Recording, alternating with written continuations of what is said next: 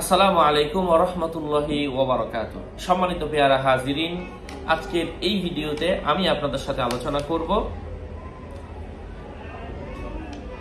নম্রতা ও ক্ষুধা ভীরুতা অর্জন করার দোয়া।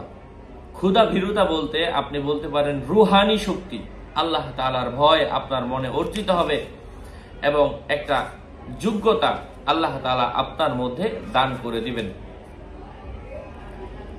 আলোচনা বুঝতে শেষ পর্যন্ত শুনবেন।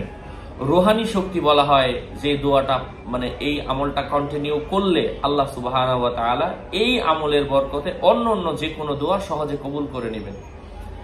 মানে আপনার দোয়া কবুল করার একটা পাওয়ার, সেটা অর্জন করা, সেই দোয়াটা আমি আপনাদের সাথে শেয়ার করছি। আলোচনা বুঝতে শেষ পর্যন্ত শুনবেন। নম্রতা ও ক্ষুধা ভীরুতা অর্জনের জন্য, রুহানি শক্তি অর্জনের জন্য সূরাতু আল কিয়ামাহ, সূরাতু আল কিয়ামাহ এটা 29 নম্বর পারার মধ্যে রয়েছে। এটা 3 বার পাঠ করার পরে 1 গ্লাস পানিতে 3 বার ফু দিবে এবং সেটা ওই পানিটা সে পান করবে। ইনশাআল্লাহ আল্লাহ তাআলার রহমে এভাবে যদি সে কন্টিনিউ কয়েকদিন করতে থাকে, গুনাহ ছেড়ে দেয়, নামাজ রোজাগুলো কন্টিনিউ করে, তার মধ্যে একটা ইবাদত, মানে তার মধ্যে তার দোয়া কবুল হওয়ার একটা রুহানি শক্তি, আধ্যাত্মিক যোগ্যতা আল্লাহ তাআলা তাকে দান করবেন। গুনাহ ছেড়ে দিতে হবে, মানে শরীয়ত এবং সুন্নত মেনে চলতে হবে এক কথায়। এবং মনের কাঠিন্যতা দূর করার জন্য আমি এই মুহূর্তে যে আয়াতটা বলবো, অথবা রুহানি শক্তি অর্জনের জন্য এই আয়াতটা লিখে পানি দিয়ে ধুয়েও সে পান করতে পারে। আল্লাহ তাআলা মনের কাঠিন্যতাও দূর করে দেন এবং স্পিরিচুয়াল, যেটাকে বলে রুহানি শক্তি, আল্লাহ তাআলা তাকে দান করেন।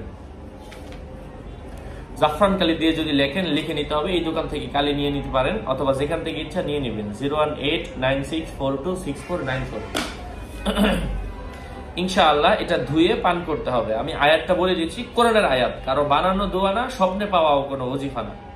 দোয়াটা কি? আউযু বিল্লাহি মিনাশ শাইতানির রাজীম, বিসমিল্লাহির রহমানির রহিম, সুম্মা কাসাত কুলুবুকুম মিন বা'দি যালিকা ফাহিয়া কাল হিজারাতি আও আশাদ্দু কাসওয়া ওয়া ইন্না মিনাল হিজারাতি লামা ইয়াতাফাজ্জারু মিনহুল আনহার ওয়া ইন্না মিনহা লামা ইয়াশাক্কাকু ফায়াখরুজু মিনহুল মা ওয়া ইন্না মিনহা লামা ইয়াহবিতু মিন খাশিয়াতিল্লাহ ওয়া মাল্লাহু বিগাফিলিন আম্মা তা'মালুন।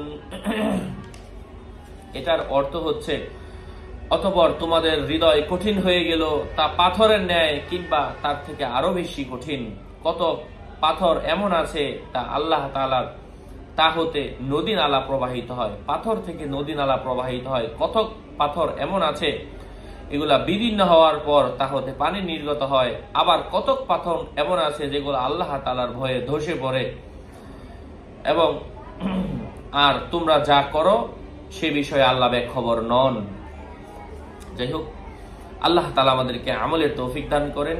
আরো আপডেট পেতে সাথেই থাকবেন, সুস্থ থাকবেন, ভালো থাকবেন। চ্যানেলটি সাবস্ক্রাইব করতে ভুলবেন না। আসসালামু আলাইকুম ওয়া রাহমাতুল্লাহি ওয়া বারাকাতুহু।